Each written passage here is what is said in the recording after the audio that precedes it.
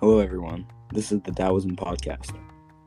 Here we're going to be covering almost everything about Daoism and what it represents.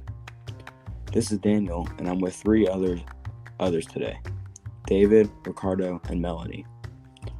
We've all been studying Daoism for many years, and my friends here are going to help go into depth about Daoism. Daoism is one of our favorite religions, and I know David loves Daoism. So David, what would you like to share about Daoism?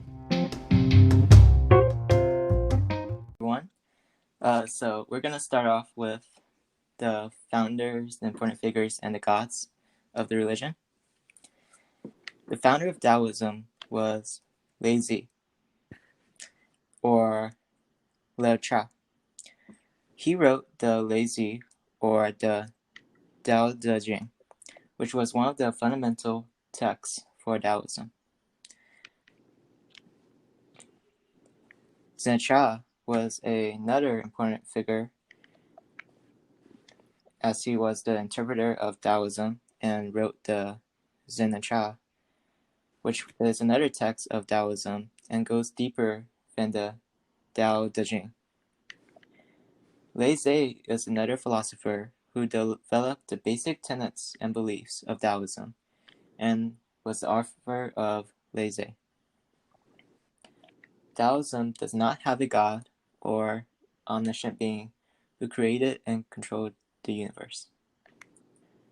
With that, we'll go to Ricardo for the social structures. Thank you, my fellow historian David.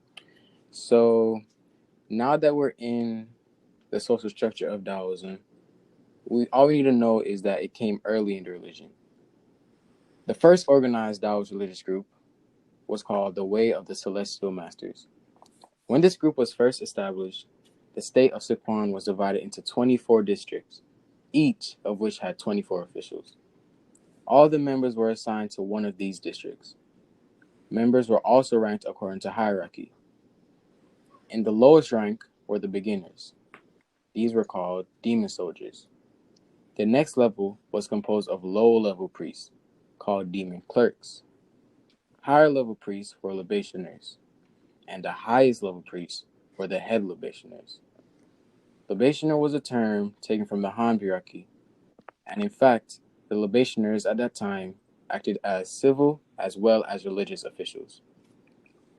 Now we're going to move into where Taoism was most dominant in 1450, which was obviously East Asia. It was during the Ming Dynasty in China that it was most dominant. Although it was most dominant in China, it was losing a lot of popularity to the more relevant Confucianism, but it was still popular among the people of China at the time. Buddhism was also a religion represented during the Ming Dynasty in 1450. But Confucianism was still the top religion due to it being the emperor's personal belief system. And now we're going to move over to my other fellow historian, Melanie, who will bring us how Taoism affected politics. Thank you, Ricardo. Taoism impact on politics in that region. Politics and religion were often blended, and the religion was used to display the political authority of the imperial court who ruled over China. Some rulers of China were very fond of the religion and wanted it to spread. However, Taoists were not concerned with human governments and societies. Instead, they were more focused on the spirituality and influencing other areas of the Chinese culture. Now we'll talk about the treatment of women. Taoism is a gender-neutral religion. The yin and yang are used to show how men and women complement each other.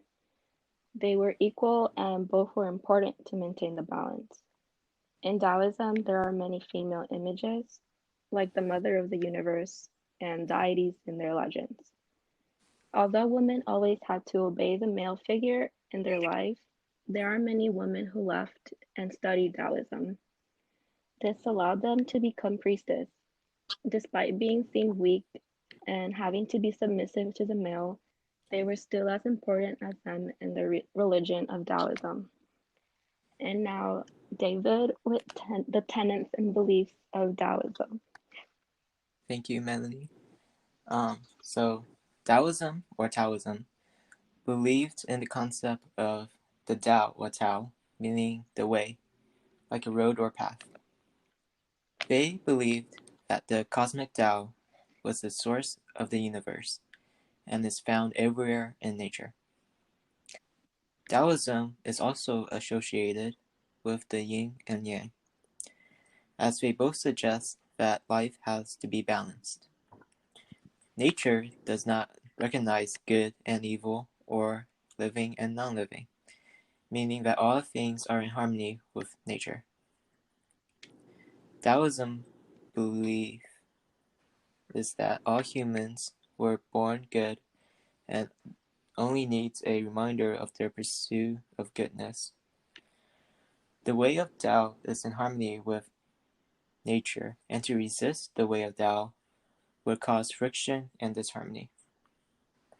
Daoism belief states that the best way for people to live is to be flexible and accept what life brings. They wanted a simple life without interfering with nature's course.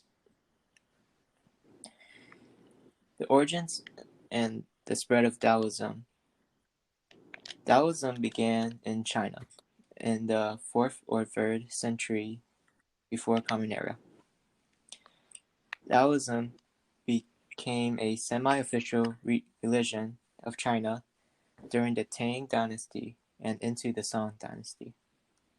But as Confucianism began to become popular, Daoism began to gradually fall. Over time, Daoism spread across China and several other Asian countries, like Japan, Korea, and Taiwan. It was believed that Daoism spread it through trade and trade routes in China, like the Silk Road. There were no Taoist missionaries, as they believed that people should seek them out if they wanted to convert. With that, we'll go to our host, Danielle. Okay. Thanks